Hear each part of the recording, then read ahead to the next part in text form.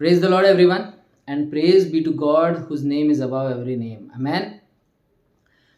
हमने हमारे last sermon में ये देखा कि कैसे पाप ने मनुष्य के जीवन में एंट्री किया और कैसे सेटन ने ईव के थ्रू ईव से पाप करवाया और कैसे मनुष्य पापी बन गया।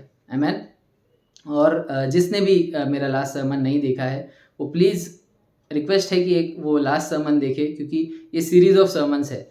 This is regarding the pre birth, birth, death and resurrection of Christ. लोग ये पूरा एक सीरीज ऑफ सर्मन्स कर रहे हैं ताकि जो परमेश्वर का जन्म कैसे हुआ, कितनी कठिनाई के बाद हुआ, और परमेश्वर के जन्म के बाद परमेश्वर की मृत्यु, परमेश्वर का रेजरेक्शन कैसे हुआ, इस सब की सच्चाई हम लोगों तक पहुंचाना चाहते हैं। तो let's jump right into the topic. देखते हैं कि कैसे परमेश्वर ने, जो लास्ट सर्मन था उसके एंड पे हमने यही देखा था कि परमेश्वर ने श्राप दिया। परमेश्वर ने मनुष्य को, मैन को, वुमेन को और सेटन को, तीनों को श्राप दिया उस समय में। खास करके सेटन का श्राप क्या था एक बार फिर से याद करेंगे। I will put enmity between you and the woman and between your offspring and hers. He will crush your head and you will strike his heel. तो परमेश्वर ने सेटन को यही कहा था कि ये जो स्त्री है उसका जो पुत्र है वो तुम्हारे सर को कुचलेगा। आमेन। तो इसके पीछे बहुत बड़ा प्रोफेसी था परमेश्वर का। बट क्या सेटन को उस प्रोफेसी के बारे में पता था? नहीं। क्या सेटन को सर्वज्ञानी है हमारे परमेश्वर की तरह? नहीं। सेटन को इन सब बातों के बारे में नहीं पता थी। सेटन ने बस उस बात को याद रख लिया कि स्त्री का जो पुत्र है ये मेरे सर को कुचलेगा। आमेन। सेटन ने उस बात को याद कर लिया। वो डर भी गया था शायद, बट उसने वो बात को याद कर लिया और उसने वो बात को अपने दिमाग में रखा। और उस स्त्री का, एडम और ईव के दो बच्चे थे, केन और एबेल। ठीक है, ये सबको पता है। तो केन और एबेल, एडम और ईव के दोनों बच्चे थे। और देखते वो अपने रोज़मर्रा की जीवन में केन और एबेल क्या करते थे। ठीक है, तो यहाँ पर एबेल जो था वो एक गडरिया था, शेपर्ड था। ठीक है, वो भेड़ों को चराता था। और केन जो था वो एक फार्मर था। आमेन। तो उस समय में ओल्ड टेस्टमेंट में जैसे सभी लोग, ठीक है, ऑफरिंग देते थे। ऑफरिंग इसलिए दिया जाता था, साल में एक बार दिया जाता था। ठीक है, और इसलिए दिया जाता था ताकि आपको पापों से मुक्ति मिले। ठीक है, this is according to Moses के लॉ के अकॉर्डिंग में ऐसा हुआ करता था। ठीक है, तो यहाँ पर देखते हैं एबेल ने, ठीक है, और ये ऑफरिंग का समय यहाँ पर आ गया था। एबेल ने और केन ने क्या क्या ऑफरिंग दिया। ठीक है, एज पर बाइबल हम लोग देखते हैं क्या लिखा है। Abel brought fat portions of some of his firstborn flock. Abel ने फैट मतलब जो तगड़े, ठीक है, अभी जन्मे हुए, ठीक है, पहलोटे तगड़े जो फ्लॉक था, जो शीप या फिर जो भेड़ थे, उसमें से पहलोटों को, और जो एकदम तगड़े हैं, तरोताज़ा है, उनको चुन कर लाया। ठीक है, बहुत स्पेसिफिकली लिखा है। और केन ने क्या लाया देखते। केन ने लाया फ्रूट्स और प्लांट्स ऑफ द सॉइल। कुछ यहाँ पर स्पेसिफिकली नहीं लिखा है, मतलब केन ने नॉर्मली कुछ फ्रूट्स लिए, कुछ प्लांट्स लिए और परमेश्वर के सामने लाए। और एबेल ने काफ़ी ध्यान से चुन कर पहलोटों को वहाँ पर लेके आके परमेश्वर के सामने रखा। ठीक है, और परमेश्वर ने एबेल के जो ऑफरिंग है और एबेल पर बहुत ही ज़्यादा फेवर के साथ देखा, और केन पर परमेश्वर ने फेवर नहीं दिखाया। इस बात से केन को बहुत ज़्यादा गुस्सा आया। ठीक है, आमेन। तो देखते हैं कि परमेश्वर ने क्यों ऐसा किया। परमेश्वर ने क्यों एबेल के ऊपर फेवर दिखाया और केन के ऊपर नहीं दिखाया। हम सब जानते हैं इसका एक रीज़न ये भी है कि हाँ, एबेल ने दिल से अच्छी तरीके से अपना ऑफरिंग दिया, और केन ने ऐसे ही कुछ देना है इसके लिए उसने सिर्फ लाकर दे दिया, है ना, ये सब जानते हैं। बट हाँ, इसके अलावा भी एक रीज़न था। देखते हैं क्या रीज़न था। तो मोसेस के लॉ के हिसाब से आपको अगर अपने पापों की मुक्ति चाहिए, हर साल सारे लोग ऑफरिंग चढ़ाते थे। और क्या ऑफरिंग चढ़ाते थे? एक इनोसेंट ब्लड, इनोसेंट एनिमल जिसकी बलि चढ़ाते थे। आमेन। सबको पता है ये बात। तो यहाँ पर केन ने क्या एबेल ने क्या ऑफर किया था? एबेल ने इनोसेंट फर्स्ट बॉर्न ब्लड को ऑफर किया, और केन ने क्या किया? झाड़ और पत्ते ऑफर किए, है ना। बट आप लोग ये आर्ग्यू कर सकते थे कि भाई, कर सकते हो कि मोजेस तो बहुत बाद में आया, केन तो पहले था, तो केन को थोड़ी पता होगा कि क्या ऑफर करना है, कैसे ऑफर करना है। केन को तो किसी ने नहीं बताया कि कैसे ऑफर करते हैं, या कैसे ऑफरिंग देते हैं, या कैसे पापों से मुक्ति पाते हैं। ये तो केन को किसी ने नहीं बताया होगा, है ना। बट नहीं मेरे दोस्तों, केन को परमेश्वर ने, या एडम और ईव को परमेश्वर ने खुद बताया था। मैं बताता हूँ कैसे। हम देखेंगे जेनेसिस चैप्टर 3 वर्स 7 में। मैं पढ़ के बताता हूँ आपको कि क्या लिखा है। उस समय की बात है जब एडम और ईव ने पाप किया और वो लोग छुप गए, ठीक है। देखते क्या लिखा है वहाँ।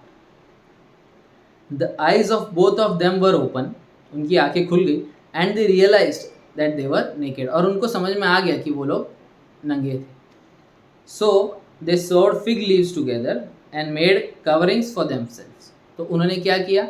फिग लीव्स, मतलब वो फिग के लीव्स जो होते हैं वो लंबे होते हैं, बड़े लीव्स होते हैं, तो उन लीव्स को उन्होंने आपस में सिलाया और उनके लिए कवरिंग बना दिया, ठीक है। क्योंकि उनको पता चल गया था, उनकी आंखें खुल गई थी, और उन्होंने अपने आप के लिए कवरिंग बना लिया था, ठीक है। उन्होंने पाप किया था, है ना, तब उनकी आंखें खुल गई थी। और देखते हैं इसी चैप्टर में आगे 21 वचन में परमेश्वर ने क्या कहा? The Lord made garments of skin for Adam and his wife. तो परमेश्वर ने स्किन के कपड़े बनाए, स्किन के, है ना, एडम और उसके वाइफ के लिए। परमेश्वर ने ऐसा क्यों किया होगा? क्योंकि ठीक है, उन्होंने अपने आप को कवर तो कर लिया था, है ना, फिर क्या ज़रूरत थी परमेश्वर को फिर से स्किन के गारमेंट्स उनको पहनाने के लिए? आमेन। जो स्किन के गारमेंट्स परमेश्वर ने उनको पहनाए वो किसी एनिमल को बलि चढ़ाकर पहनाए, आमेन। तो सबसे पहला बलि किसने चढ़ाया फॉर एडम और ईव के पापों की मुक्ति के लिए? परमेश्वर ने खुद। परमेश्वर ने खुद, शायद एक मेमना ही होगा जिसकी परमेश्वर ने बलि चढ़ाई होगी, जिसके वुल को निकाल कर वुलन क्लॉथ्स बनाए होंगे परमेश्वर ने एडम और ईव के लिए, आमेन। हो सकता है ना, क्योंकि आज भी हम वुलन क्लॉथ्स पहनते हैं शीप के, है ना। तो अभी आपको पता चला कि कैसे सिंस को कवर किया जाता है। क्या सिंस को आप फिग लीव से कवर, या फिर झाड़ और पत्तों और फ्रूट से कवर कर सकते हो? नहीं कर सकते। जो एडम और ईव कोशिश कर रहे थे, पापों को कवर करना है तो एक इनोसेंट एनिमल की बलि की ज़रूरत थी उस समय में, इनोसेंट ब्लड की ज़रूरत थी उस समय में, आमेन।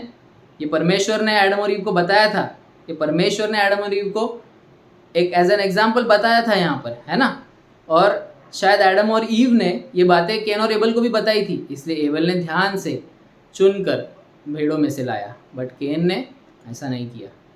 केन ने वही पत्तों और फ्रूट्स चढ़ाने की कोशिश की, है ना। पर जो सेटन अपॉर्चुनिटी ढूंढ रहा था, वो अपॉर्चुनिटी सेटन को मिल गई। सेटन ने सोचा होगा यही दोनों है ईव के बच्चे, यही दोनों है उस वुमेन की ऑफस्प्रिंग जो शायद मुझे मारेंगे, किसी दिन शायद मेरा हेड क्रश करेंगे, तो मैं एक को कंट्रोल में लेता हूँ, क्योंकि ये परमेश्वर से नाराज़ है। तो सेटन ने शायद केन को अपने कंट्रोल में लिया होगा, केन के मन में बुरी बातें डाली होगी एबेल के खिलाफ, और एबेल को केन ने मार दिया, है ना। एबेल का मर्डर कर दिया केन ने। और सेटन तो बहुत खुश हो गया होगा यहाँ पर कि जो दो ऑफस्प्रिंग थे वुमेन के, उन दोनों को मैंने खराब कर दिया, केन को अपने कंट्रोल में ले लिया और एबेल को मरवा दिया, है ना।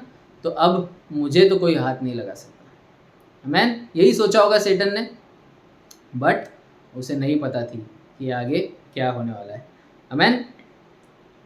सो यहाँ पर हम देखेंगे, हमने देखा कि कैसे सेटन कोशिश कर रहा है अपने अपने तरीक़ों से, कैसे सेटन कोशिश कर रहा है, कैसे सेटन चाह रहा है कि जो प्रोफेसी या जो बातें परमेश्वर ने उसे कही कि जो उसे कैसे टाला जाए, कैसे वो ना हो, ये कोशिश कर रहा है। तो आगे भी हम देखेंगे अपने आगे के वीडियोज़ में कि कैसे सेटन कोशिश करेगा कि कैसे वो जो आने वाला है, ठीक है, वो जो मसीह आने वाला है, वो जो ऑफस्प्रिंग आने वाला है वुमेन के सीड का, वो कैसे उसके सर को ना कुचल पाए। सेटन हमेशा ये कोशिश करेगा, और हम देखेंगे हमारे पूरे सरमन में, हम देखेंगे कि कैसे कितने डिफ़िकल्टी से, कितने सेटन के कोशिशों के बाद परमेश्वर का जन्म होता है इस धरती पर, और कैसे परमेश्वर का जन्म होता है और परमेश्वर की मृत्यु कैसे होती है, और उस मृत्यु के बाद परमेश्वर कैसे जी उठते हैं, इस सारे चीज़ों का, और परमेश्वर की ये सब करने का क्या पर्पस था, क्यों परमेश्वर ने ये सारा किया, क्यों परमेश्वर हमारे लिए आए, सिर्फ पाप को भगाने के लिए आए। क्योंकि जॉन द बैप्टिस्ट के शब्द यही है, मैं पढ़ के आपको सुनाऊंगा, जब कि परमेश्वर के बारे में उन्होंने क्या कहा। उन्होंने कहा, look the lamb of God who takes away the sin of the world. Man, तो हमारे लिए, ठीक है, हमारे पापों को दूर करने के लिए, हमारे पापों को मिटाने के लिए खुद परमेश्वर का बेटा इस धरती पर आया और उसने अपनी जान दी। मैन, और जिसके वजह से हमें आज किसी भी एनिमल सैक्रिफाइस की ज़रूरत नहीं, हमें किसी भी तरीके का जो एनिमल सैक्रिफाइस है उसकी ज़रूरत नहीं। क्योंकि एनिमल सैक्रिफाइस आपको 1 साल के लिए आपके सिन को कवर कर सकता था उस समय में, पर परमेश्वर ने अपनी जान दी, परमेश्वर ने अपना खून बहाया ताकि हमें इटर्नल कवर मिले पापों से, हमें हमेशा के लिए इटर्नल कवरिंग मिले उन पापों से, और हम पापों से मुक्त हो जाए। आमीन। सो इसी तरह आप मेरे लिए प्रेयर करना, ठीक है, मेरे मिनिस्ट्री के लिए प्रेयर करना, और इसलिए प्रेयर करना ताकि ये मैसेजेस जो है, ये सरमन्स जो है काफ़ी लोगों तक जाए, ठीक है, या बहुत सारे लोग इन बातों को देखें, इन सच्चाई को देखें। हम और भी ऐसे सरमन्स कर रहे हैं ताकि बहुत सारे लोग जान पाए कि सच्चाई क्या है, परमेश्वर की जन्म का, परमेश्वर के मृत्यु का, और परमेश्वर के फिर से जी उठने की सच्चाई क्या है, और क्यों परमेश्वर इस धरती पर आए, क्यों परमेश्वर ने अपनी जान दी। क्या सिर्फ पापों से मुक्ति के लिए अपनी जान दी, या और भी कई सारे रीज़न्स थे। बहुत सारे मेजर रीज़न तो यही था कि परमेश्वर हमें पापों से मुक्त करना चाहता था। तो अब देखते हैं आगे के सरमन्स में कि क्यों परमेश्वर इस धरती पर आए। आमीन, आमीन।